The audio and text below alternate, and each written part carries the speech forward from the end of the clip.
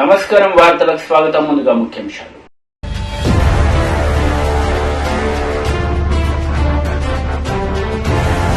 Inter ఫలితాలు మరియు పూర్తి ప్రెస్ మీట్ ను విడుదల చేసిన ఏపీ విద్యాశాఖ మంత్రి బొత్స సత్యనారాయణ.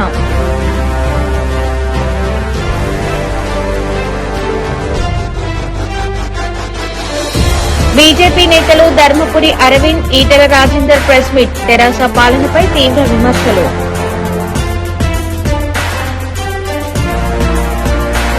పండుగలను ప్రశాంతంగా జరుపుకోవాలని బోధన్ రూరల్ సీఐ శ్రీనివాసరాజు సూచించారు.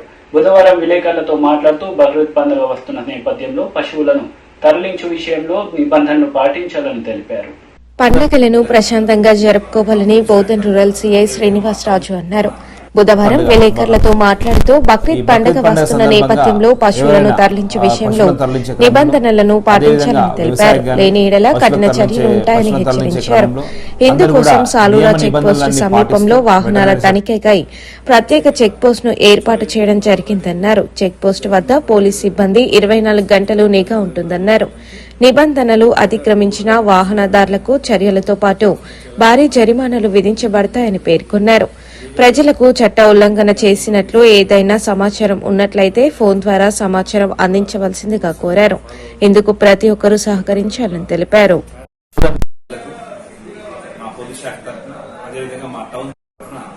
పండుగ శుభాకాంక్షలు. ఈ బక్రీద్ పండుగ సందర్భంగా ఎవరైనా పశువులను తరలించే క్రమంలో, అదేవిధంగా వ్యవసాయకు కానీ పశువులను తరలించే క్రమంలో అందరూ కూడా నియమ నిబంధనలన్నీ పాటిస్తూ వెటర్నరీ సర్టిఫికేట్ తీసుకోవడం, మార్కెట్ నుంచి సర్టిఫికేట్ తీసుకోవడం, అలా తీసుకోవాల్సిన అన్ని జాగ్రత్తలు తీసుకుంటూ అన్ని నియమ నిబంధనలను పాటిస్తూ పశువులను తరలించాల్సిందిగా కోరుతున్నాం. ఏవైనా అనుమానాలు, సమస్యలు ఉన్న ఎడల మా పోలీస్ శాఖ ఎప్పుడు అందుబాటులో ఉంటుంది. 100కి డయల్ చేయవచ్చు. లేదైనా మాకు ఫోన్ చేసినా కూడా మేము కూడా మా పెట్రోలింగ్ టీమ్స్ ఎప్పుడు తిరుగుతూ ఉంటాయి. ఎప్పుడు ఏ సందర్భంలో 24 అవర్స్లో ఎప్పుడు కావాలన్నా కూడా మేము అందుబాటులో ఉంటాం. దయచేసి మా సర్వీసెస్ వినియోగించుకోవాల్సిందిగా కోరుతున్నాం. Thank you. వచ్చే నెల జూలై 10వ తారీఖు జరగనున్న బక్రీద్ పండుగను పురస్కరించుకొని ప్రజలందరూ కూడా మా విజ్ఞప్తి, ఎవరైనా గోవులు కానీ పశువులు కానీ ఎవరైనా ట్రాన్స్పోర్ట్ చేయాలనుకున్నా, కొనుగోలు అమ్మకం చేయాలనుకున్నా కానీ కొద్దిగా లీగల్గా అన్ని అనుమతులు తీసుకొని వెటర్నరీ సర్టిఫికేట్, అలాగే ట్రాన్స్పోర్టేషన్ సంబంధించి అవన్నీ కూడా రూల్స్ అన్ని కూడా ఫాలో అవుతూ చట్ట ప్రకారం కూడా ఈ ట్రాన్సాక్షన్ జరుపుకోవాలని విజ్ఞప్తి. ఎవరు కూడా నిబంధనలు ఉల్లంఘించరారు. ఎవరైనా రూల్స్ వైలేట్ చేస్తే మాత్రం తప్పకుండా కఠిన చర్య తీసుకోబడుతుంది. అలాగే ఈ పండుగ సందర్భంగా ఎలాంటి అవాంఛనీయ సంఘటన జరగకుండా పై అధికారుల ఆదేశాల మేరకు చెక్ పోస్టులు ఏర్పాటు చేయడం జరిగింది. అక్కడ ప్రతి 24/7 అక్కడ నిఘా ఉంటుంది. ఏదైనా సరే ప్రతి వెహికల్ క్షుణ్ణంగా తనిఖీ చేసిన తర్వాతనే లోపలికి అనుమతించబడుతుంది. అలాగే పెట్రోలింగ్ టీమ్స్ కూడా డిప్యూట్ చేయడం జరిగింది. ప్రజలు ఎవరైనా సరే ఏదైనా ఇన్ఫర్మేషన్ ఉంటే మాకు మొబైల్ ద్వారా కానీ ఇంకా వేరే ఇతర ద్వారా కానీ సమాచారం అందించవచ్చు. ఎక్కడైనా కానీ ఇల్లీగల్ యాక్టివిటీ జరుగుతుందని మీకు తెలిస్తే మాకు ఇన్ఫర్మేషన్ అందించండి. అంతేగాని మీరు అక్కడికి వెళ్లి ఎవరైనా సరే, ఇరు వర్గాల ఎవరైనా సరే అక్కడికి వెళ్లి మీరు గొడవ చేసి అక్కడ చట్టాన్ని చేతిలోకి తీసుకోవద్దు. ఇరు వర్గాల వారు కూడా బ్రదర్లీహుడ్ తోటి ఈ పండుగను చక్కగా జరుపుకోవాలని కోరుతూ అందరూ కూడా సంయమనంతో ఎవరైనా సరే ఇల్లీగల్ యాక్టివిటీస్ గురించి ఇన్ఫర్మేషన్ ఇస్తే వాళ్ళ సమాచారం, వాళ్ళ పేర్లు కూడా గోప్యంగా ఉంచబడుతుంది. అది ఎవరికి చెప్పకూడదు.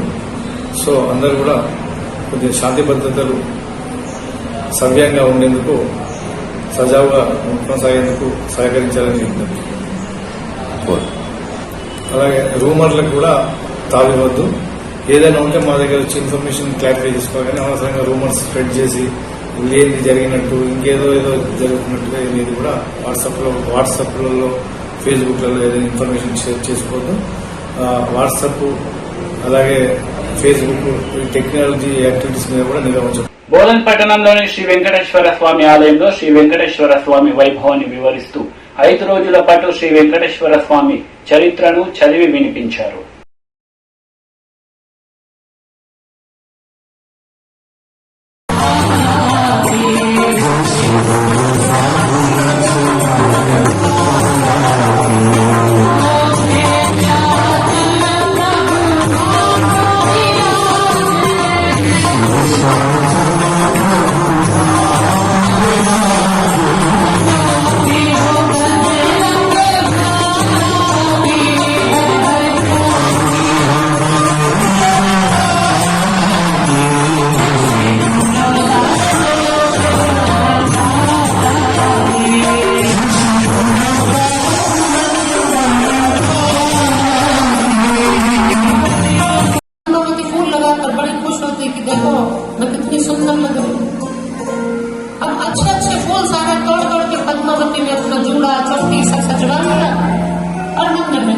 बगीचे में आए तो देखा फूल कम हो गए।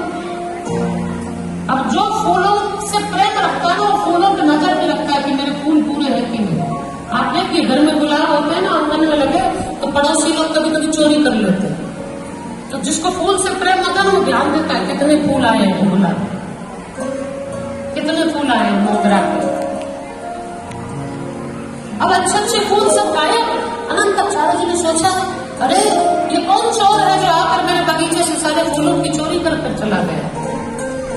कौन सा चोर आया जो मेरे बगीचे से सारे फूल चोर कर चला गया। अब दूसरे दिन भी भगवान फिर घूमने निकले तो पद्मा।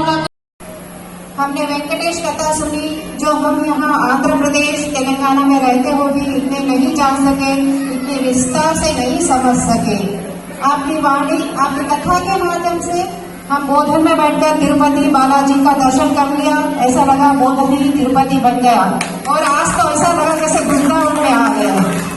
सत्ता को देते हैं जिनके दृढ़ संकल्प और अथक प्रयास से इस कथा का आयोजन संभव हुआ। कथा बहुत ही सुंदर तरीके से संपन्न हुई। लीला जी और कलादीपक का हमारा आभार व्यक्त करते हैं, धन्यवाद देते हैं, और हम उनका छोटा सा सम्मान करना चाहते हैं। लीला जी और कलादीपक। वेंकटेश भगवान की जय। वेंकटरमणा बोधन की इस पावन धरा में माहेश्वरी समाज के द्वारा 5 दिन का वेंकटेश चरित्र आयोजित किया गया। बोधन के रहवासियों द्वारा हमें यह ज्ञात हुआ कि 40 वर्षों के बाद पहली बार यहाँ पर हिंदी में कोई कथा का आयोजन हुआ। इसलिए ऐसी कथाएं नियमित रूप से समाज के लिए एक प्रेरणादायक स्रोत हैं। इसलिए हर व्यक्ति को कथा का लाभ लेना चाहिए। इस कथा में भगवान वेंकटेश की महिमा को, तिरुपति की महिमा को इसलिए प्रकटित किया गया क्योंकि लोग तिरुपति तो जाते हैं, अब तिरुपति की क्या महिमा है, तिरुपति में क्या क्या लीलाएं भगवान है, इसको नहीं जानते। इसलिए समाज भगवान के हर स्वरूप से विदित हो और भगवान के उन सद्गुणों को अपने जीवन में उतारे। इसलिए ऐसी कथाओं के आयोजन सदैव समाज के लिए एक प्रेरणादायक रूप में प्रकट होते हैं। समाज को ऐसी कथाओं के आयोजन कराते रहना चाहिए। बोधन जैसी दिव्य जगह जिसको बहुधान्य पूर्ण माना गया है, एक चक्र महादेव जहाँ पर विराजित है, रेणुका माता जहाँ विराजित है, ऐसी स्वयं एक ऐतिहासिक जगह जहाँ भीम ने भी अपना समय व्यतीत किया है वनवास के काल के समय 12 वर्षों में, ऐसी दिव्य जगह बहुधन और धान्य से संपन्न रहे, ऐसे हम भगवान के चरणों में प्रार्थना करते हैं। वेंकटरमणा। ओम नमो वेंकटेशाय। ओम नमो वेंकटेशाय। బోధన్ ప్రజలకు నమస్కారం. గత 5 రోజుల నుంచి వెంకటేశ్వర స్వామి వారి చరిత్ర మనం వింటున్నాం, శ్రవణం చేస్తున్నాం. 18వ తారీఖు నుంచి స్టార్ట్ అయిన ఈ వెంకటేశ్వర స్వామి చరిత్ర ఈరోజుకి వచ్చింది. నేను బోధన్ ప్రజలందరికీ క్షేమంగా ఉండాలని వెంకటేశ్వర స్వామిని కోరుతూ సంకల్పం చేసుకుంటూ ఇంతమంది ఇక్కడ వచ్చి, ఇంత ప్రజలందరూ ఇక్కడ వచ్చి మన గురువు గారి మాటలు విని మనకు సూచించారని అందరినీ ధన్యవాదాలు కోరుతున్నాను. ధన్యవాదాలు. బోధన్ పట్టణంలోని రాకస్పేట్లో 26 నాటి ఐఎఫ్టియు రాష్ట్ర జనరల్ కౌన్సిల్ కు సంబంధించిన గోడ పత్రాలను మున్సిపల్ కార్మిక సంఘం ఆధ్వర్యంలో ఆవిష్కరించారు. 26వ తారీఖు నాడు జరిగే ఐఎఫ్టియు రాష్ట్ర జనరల్ కౌన్సిల్ ని జయప్రదం చేయండి. 26వ తారీఖు నాడు జరిగే రాష్ట్ర జనరల్ కౌన్సిల్ ని, ఐఎఫ్టియు రాష్ట్ర జనరల్ కౌన్సిల్ ని జయప్రదం చేయండి. 26వ తారీఖు నాడు జరిగే రాష్ట్ర జనరల్ కౌన్సిల్ ని, ఐఎఫ్టియు రాష్ట్ర జనరల్ కౌన్సిల్ ని జయప్రదం చేయండి. 26వ తారీఖు నాడు జరిగే రాష్ట్ర జనరల్ కౌన్సిల్ ని, 26వ తారీఖు నాడు జరిగే ఐఎఫ్టియు రాష్ట్ర జనరల్ కౌన్సిల్ ని, ఐఎఫ్టియు ఐఎఫ్టియు ఐఎఫ్టియు ఇఫ్టో ఇఫ్టో జిందాబాద్, ఐఎఫ్టియు జిందాబాద్, ఇఫ్టో ఇఫ్టో జిందాబాద్, ఐఎఫ్టియు జిందాబాద్, ఐఎఫ్టియు. మిత్రులారా, ఈ నెల 26వ తారీఖు నాడు హైదరాబాద్ లోని సుందరయ్య విజ్ఞాన కేంద్రంలో మన IFTU, Indian federation of trade union, భారత కార్మిక సంఘాల సమైక్య యొక్క రాష్ట్ర జనరల్ కౌన్సిల్ ని నిర్వహించడం జరుగుతుంది. దాంట్లో ప్రధానంగా ఈ రోజు కార్మిక వర్గం ఎదుర్కొంటున్నటువంటి సమస్యలపైన చర్చించి భవిష్యత్ కార్యక్రమాల్ని, ముఖ్యంగా ఈ రోజు కార్మికులు ఎదుర్కొంటున్నటువంటిది కేంద్ర రాష్ట్ర ప్రభుత్వాలు కార్మికులు ఇప్పటికే పోరాడి సాధించుకున్నటువంటి హక్కులపైన దాడి చేస్తూ మొన్ననే 4 కోట్లని తీసుకొచ్చింది. అది ఇప్పుడు జూలై 1వ తారీఖు నుండి అమలు చేయబోతుంది. దీన్ని మనం తీవ్రంగా వ్యతిరేకించాల్సినటువంటి అవసరం ఉంది. ఎందుకంటే అవి అమలైనట్లయితే కార్మికులకు ఇప్పటికే 8 గంటల పని దినానికి బదులు 12 గంటలు పని చేయాలని చెప్పి అంటున్నారు. అదేవిధంగా నియామకాలు కూడా ఈడికెళ్లే కార్మికుల్ని ఏదన్నా ఉద్యోగాలలో నియమించేది ఉంటే దాంట్లో కూడా ఏం చెప్తుంది అంటే ప్రభుత్వం అన్ని కూడా తాత్కాలికమైనటువంటి ఉద్యోగాలే, పర్మనెంట్ ఉద్యోగాలు లేవు. మొన్ననే మనం చూసినాం, ఆర్మీ జవాన్లకు కూడా 4 సంవత్సరాలే పనిచేసి ఆ తర్వాత 25% మందిని తొలగించేస్తాం, తీసుకుంటాం కేవలం పర్మనెంట్ వాళ్ళుగా, అంటే ఇంకా 75% మందిని తొలగించేస్తామని చెప్పి ప్రభుత్వం చెప్తుంది. అంటే మనకు ఇప్పటి వరకు ఉన్నటువంటి హక్కులన్నీ కూడా పర్మనెంట్ అనేటటువంటిది గాని, పని భద్రత అనేటటువంటిది గాని ఇవన్నీ ఏం లేదు. హైర్ అండ్ ఫైర్ అంటే పని మీదకి ఎప్పుడన్నా తీసుకోవచ్చు, ఎప్పుడన్నా తొలగించేసేయచ్చు అనేటటువంటి విధానాన్ని కొనసాగించబోతుంది. ఇది కార్మిక వర్గానికి తీవ్రంగా నష్టం. ఎందుకంటే పేదలు ఇప్పటికే జీవించడం చాలా కష్టంగా మారింది. పెద్ద పెద్ద ధనికులు, ఆదాని అంబానీ లాంటి వాళ్ళకేమో కోట్లాది రూపాయలు ఆస్తుల్ని పెంచి పోషిస్తున్నటువంటి పరిస్థితులున్నాయి.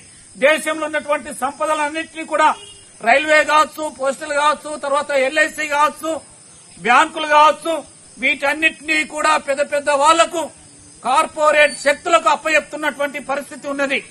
పేదలకు మాత్రం ఇంకింత పేదలుగా కార్మికులని కట్టు బానిసలుగా పని చేపించేందుకు చూస్తున్నటువంటి పరిస్థితి కనిపిస్తుంది. వీటికి వ్యతిరేకంగానే ఈ 26వ తారీఖు నాడు జరిగేటటువంటి ఈ జనరల్ కౌన్సిల్లో మనం తీర్మానం చేసుకుని భవిష్యత్తులో మనం ఎట్లా చేద్దాం అనేటటువంటి విషయాన్ని చర్చించుకునేది ఉంటుంది కనుక మనం దీంతో పాల్గొని దాన్ని విజయవంతం చేయాల్సినటువంటి అవసరం ఉంది. ఇది మన ప్రతి ఒక్కరి బాధ్యత. బీడీ కార్మికుల కూలీ రేట్లు, వేతనాల పెంపుపై తెలంగాణ ప్రగతిశీల బీడీ వర్కర్స్ యూనియన్ ఐఎఫ్టీయూ రాష్ట్ర కమిటీ ఆధ్వర్యంలో ప్రెస్ మీట్ నిర్వహించారు. రాష్ట్రంలో ఉండేటటువంటి బీడీ కార్మికుల వేతనాల ఒప్పందం గత 2 సంవత్సరాల క్రితం చేసుకున్నటువంటిది 30 ఏప్రిల్ 2022కు ముగిసింది. నూతన అగ్రిమెంటు 1/5/2022 నుంచి అమల్లోకి రావాల్సి ఉంది. అందుకోసం తెలంగాణ ప్రగతిశీల beedi workers union demand notice యాజమాన్యాలకు ఇవ్వడం జరిగింది. అదే రకంగా ఇతర సంఘాలు కూడా ఇచ్చాయి. దానిపైన నిన్న అంటే 21/6/2022న నిజామాబాద్ జిల్లా కేంద్రంలోని గుజరాత్ భవన్ లో వేతనాల పెంపుదల సమస్య పైన బీడీ యజమానుల సంఘానికి బీడీ కార్మిక సంఘాల మధ్య చర్చలు జరిగాయి. ఇందులో తెలంగాణ ప్రగతిశీల బీడీ వర్కర్స్ యూనియన్ తన అభిప్రాయాలను వేతనాల పెంపుదల సమస్య పైన యాజమాన్యాలకు వివరించి ఈ చర్చలు కొనసాగించింది. వేతన పెంపుదల సమస్య పైన చర్చలు జరిగాయి. ఇందులో మొదటిగా బీడీ ప్యాకర్లకు ఉన్న వేతనం పైన నెల ఒక్కంటికి 2,800 చొప్పున పెరిగింది. అదేవిధంగా నెలసరి జీతాల ఉద్యోగస్తులైనటువంటి బీడీ సాటర్లకు, గంపవాలా, చెన్నివాలా, బట్టివాలా, వాచ్మెన్ తదితర నెలసరి ఉద్యోగులందరికీ ఉన్న వేతనం పైన 1,500 రూపాయలు అదనంగా పెరిగింది. అదే రకంగా బీడీ చుట్టే కార్మికులకు 1000 బీడీలకు 3 రూపాయల చొప్పున వేతనం పెరిగింది. ఈ 3 కేటగిరీల యొక్క వేతనాలు అనేటటువంటివి పెంచి అగ్రిమెంట్ నిన్న రాత్రి కుదిరింది. ఈ అగ్రిమెంట్ ప్రకారం 1/5/2022 నుండి అమల్లోకి వస్తుంది. మే నెల బకాయిలన్నీ కూడా ఆగస్టు 31 తారీఖు లోపుగా చెల్లిస్తామని కూడా అగ్రిమెంట్ జరిగింది. ఈ అగ్రిమెంట్ 1/5/2022 నుండి 30/4/2024 వరకు అమల్లో ఉంటుంది. ఇది రాష్ట్రంలో ఉండేటటువంటి 6 నుంచి 7 లక్షల మంది బీడీ కార్మికులకు ప్రయోజనం చేకూరుతుంది. వీటిని అమలు చేయించుకోవడానికి బీడీ కార్మికులు, బీడీ ప్యాకర్లు, నిరసన జీతాల ఉద్యోగస్తులందరూ ఐక్యంగా తెలంగాణ ప్రగతిశీల బీడీ వర్కర్స్ యూనియన్ IFT నాయకత్వంలో పోరాడి అమలు చేయించుకోవాల్సిందిగా, అమలు కోసం కృషి చేయాల్సింది. బీజేపీ నేతలు ధర్మపురి అరవింద్, ఈటెల రాజేందర్ ప్రెస్ మీట్ నిర్వహించారు. తెరాస పాలనను విమర్శిస్తూ మండిపడ్డారు. పలు అంశాలపై వారు మాట్లాడారు. కేంద్ర ప్రభుత్వం ఈ కరోనా వల్ల లక్షలాది మంది యువకులు ఉద్యోగాలు లేకుండా ఉన్నారు. వాళ్ళు ఎక్కడో ఆదుకోవాల్సిన అక్కడ ఉందని ఇవాళ 17 సంవత్సరాల నుంచి 22 సంవత్సరాల వరకు ఉన్నటువంటి వాళ్ళు, గతంలో 21 సంవత్సరం ఉంటే ఇప్పుడు 23 సంవత్సరాలు చేసి వాళ్ళకి అనేక రకాల అవన్నీ మీకు తెలుసు ప్రకటిస్తే దాని మీద సరే కొంత నిస్పృహమైనటువంటి యువత నిరసన చెప్పాలని ప్రయత్నం చేస్తుండొచ్చు. కాదంటే నిరసన చేసేటువంటి తెలిపే అధికారం ప్రతి ఒక్కరికి ఉంటుంది, తప్పు కాదు. కానీ ఈ ప్రభుత్వం, కేసీఆర్ గారి ప్రభుత్వం లక్షల కెమెరాలు పెట్టబడి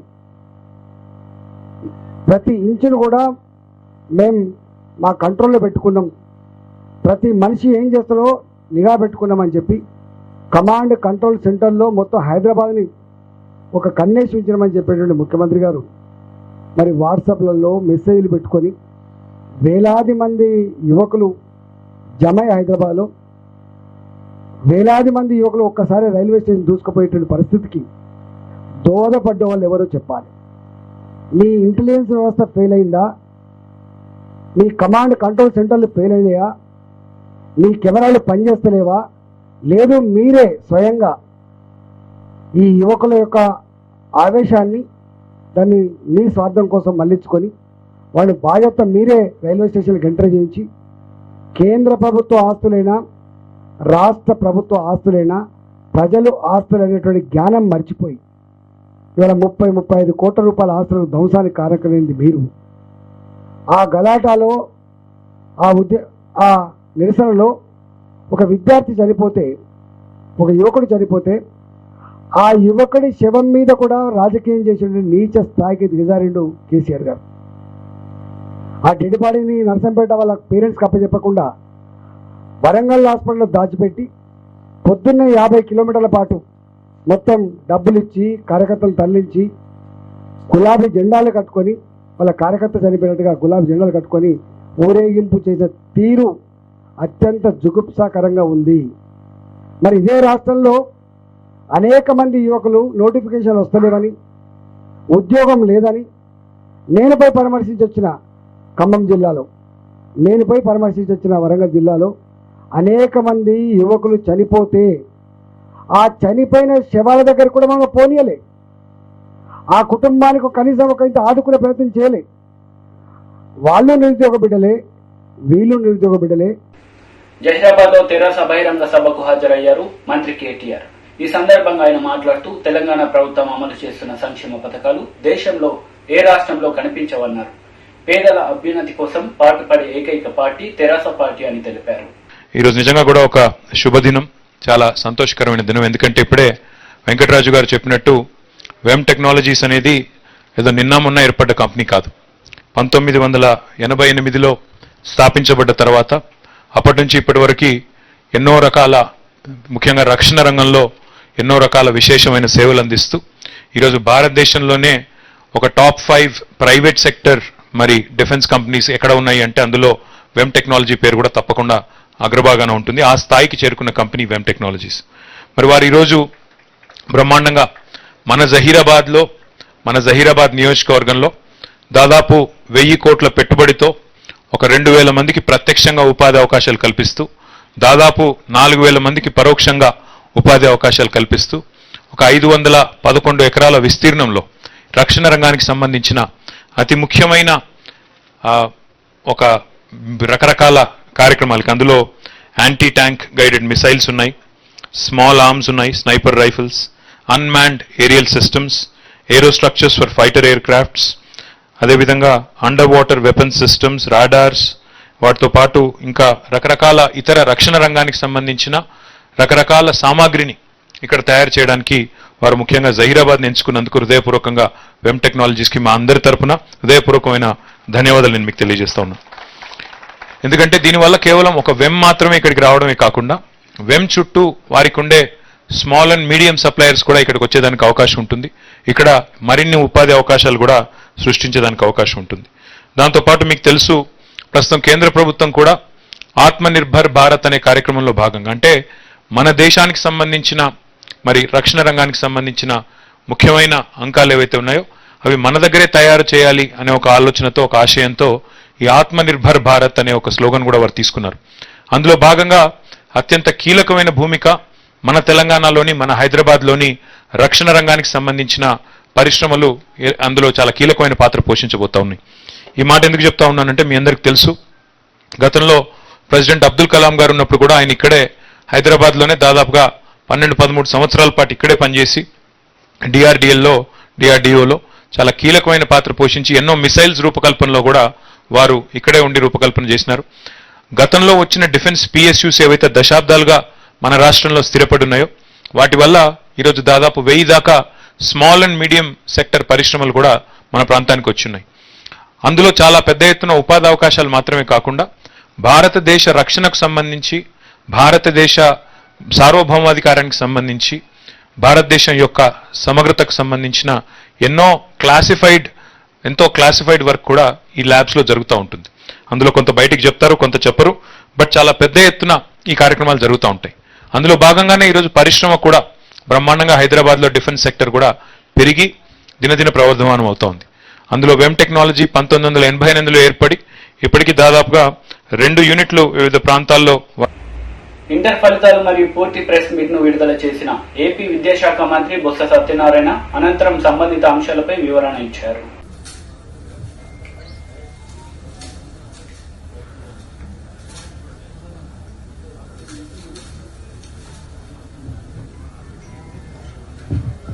పాస్వర్డ్ ఇవ్వండి.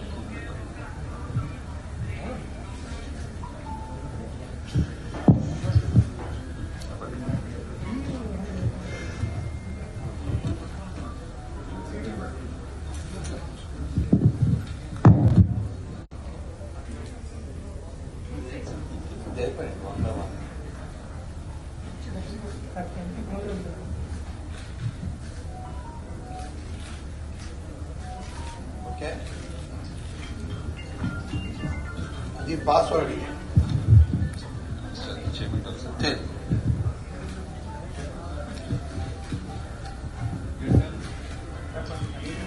అనౌన్స్ చేయమంటారా లేకపోతే కాపీ ఇస్తున్నామమ్మా మనం? Capital J, capital M, @ capital S, capital R, $, capital M, 22 and small S. మళ్ళీ రిపీట్ చేయనా? Capital J, capital M, @ capital S, capital R, $, capital M, 22 and small yes.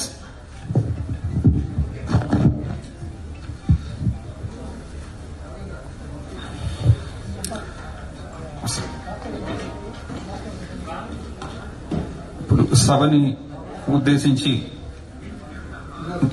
Results మీద విశ్లేషణ, అదేవిధంగా విద్యార్థులకు అదేవిధంగా వారి తల్లిదండ్రులకి ఇవ్వబోయే సూచనల మీద మాట్లాడవలసిందిగా గౌరవ మంత్రివర్యులు గారిని కోరుచున్నాం.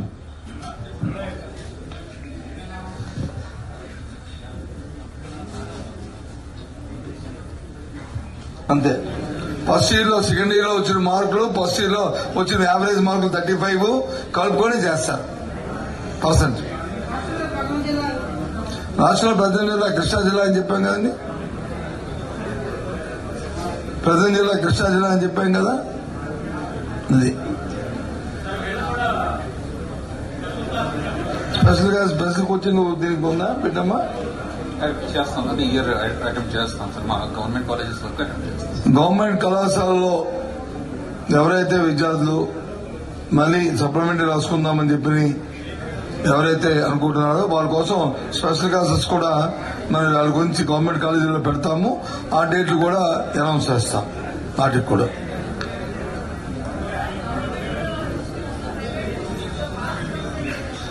Private government institutes private colleges లో పాస్ పర్సెంటేజ్ ఏమైనా సెపరేట్ గా ఉన్నాయా?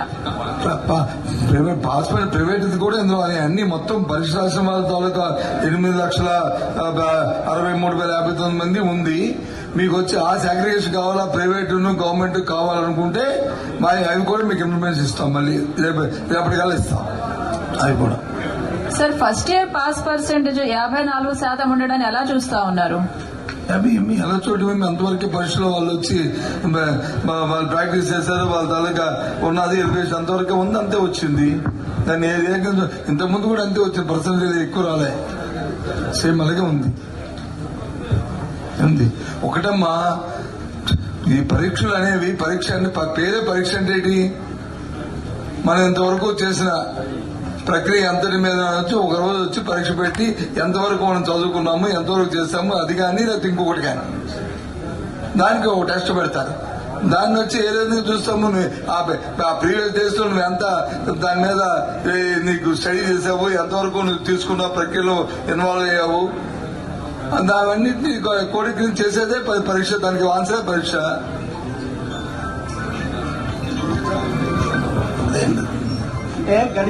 గత 3 ఏళ్ల క్రితము మీ ఉద్దేశం మీ కవిలోకి చెప్తే నేను చెప్తాను, మీరేమనుకుంటున్నారు?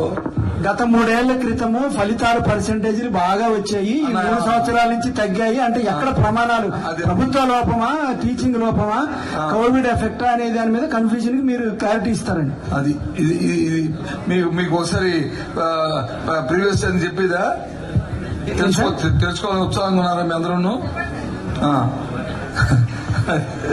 2017లో పర్సంటేజ్ 64% ఫస్ట్ ఇయర్. 2018లో వచ్చి 62%, 2019లో వచ్చి 60%, 2020లో వచ్చి 59%, లాస్ట్ ఇయర్ వచ్చి 100%. అందరూ పాస్ చేస్తాం. ఈ సంవత్సరం వచ్చి 54%. ఓకే, ఇంకా సెకండ్ ఇయర్కి వస్తే 2017లో 73%, 2018లో 69%, 2019లో 68%, 2020లో 59%, 2021లో 100%. అంటే పాస్ చేస్తాం అందరు. నేను ఈ సంవత్సరం వచ్చి 61%.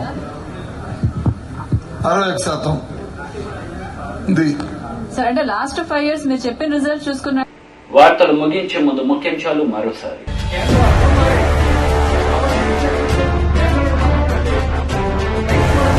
ఇంటర్ ఫలితాలు మరియు పూర్తి ప్రెస్ మీట్ ను విడుదల చేసిన ఏపీ విద్యాశాఖ మంత్రి బొత్స సత్యనారాయణ.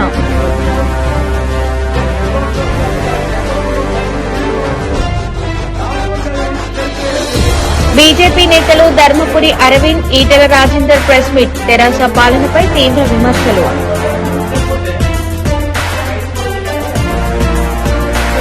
ఈ వార్తలు ఇంతటితో సమాప్తం. తిరిగి ప్రసారమయ్యే వార్తలు మళ్ళీ కలుద్దాం. అంతవరకు సెలవు. నమస్తే.